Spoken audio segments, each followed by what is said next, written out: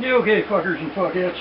Today, I'm supposed to be working on this Triumph, but I've been working on every damn thing. Oh, shit.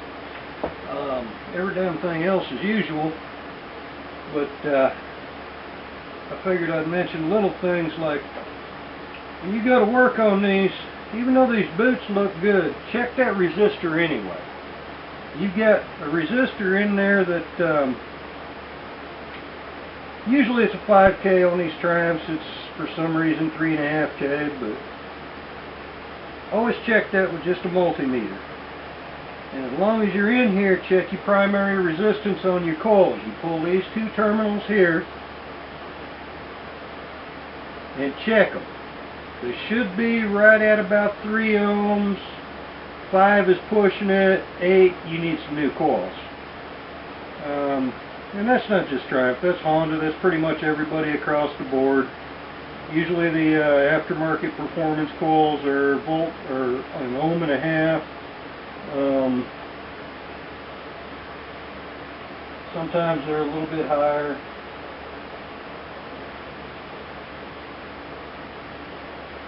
And now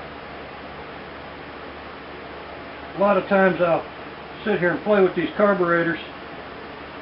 These I'm going to take off and just redo.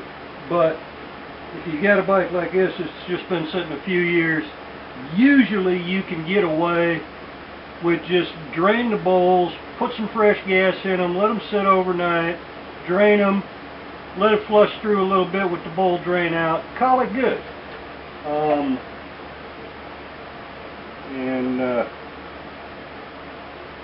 That works. Of course, you always change your oil. If it's been sitting more than a year or two, change your damn antifreeze. A lot of people think that antifreeze don't go bad. Well, I've changed enough water pump seals from people leaving them sit and then firing them up. I can tell you 100% sure they do go bad. Yeah. Anyway, now other little things, you know, normally I go through and I check all the connections, I make sure everything's good. This one I know it was shut down because it lost one of these damn timing chain adjusters, which I have right here.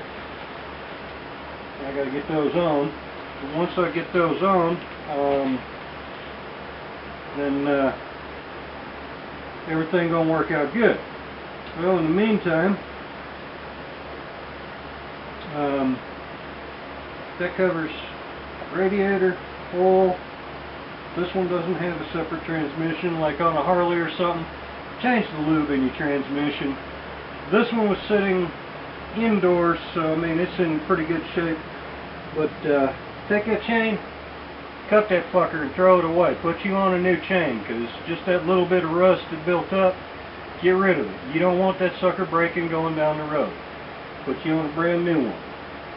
Steering head bearing, you can pretty much put it on a stand and feel. If there's a little click, go on ahead and replace your steering head bearing or the races or both if you need to. But that's a basic safety issue. On Triumph or Goldwing, both are notorious. About every 10-15,000 miles, steering head bearing starts clicking. Most people will run them to 50,000 miles with a bad steering head bearing. Me, I like everything right, so I'm not from that school of thought. Other little things, I'm not going to know anything about these carbs until I fire it up.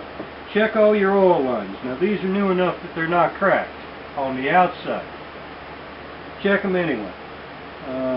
Those should hold about 70 psi, call it good. And what else we got here? There's a little vacuum. Oh no, this one's still mechanical advance. I'm thinking of the damn 4s. But on some of the Triumph 4s, there's actually a vacuum advance. Go on ahead and replace that sucker.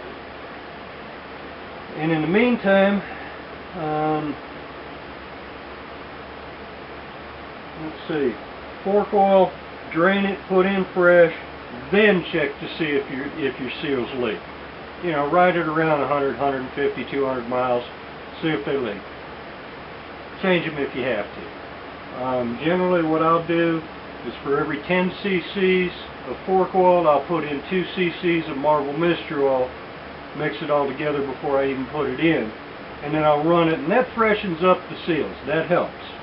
Now this engine's been sitting a year or two, so it's going to get flushed with diesel just like this little Honda Dream here, just like that old 750 Rickman did. And several little ones out in the driveway, they all got flushed with diesel too. That gets the varnish out of the inside of the engine. And that oil in there does turn the varnish just like gas does. Go on ahead and fix that stuff. In the meantime, little things like missing signal lights. You know, if you don't have the signal lights, cut that shit off and put some damn shrink wrap on each of the wires so that they don't touch. Little things like these little radiator caps. Actually, this is an overflow cap, but it's a pressurized overflow. Check that rubber in there. If that rubber ain't no good, or if it's got even the slightest crack, throw it away. Get a whole new cap.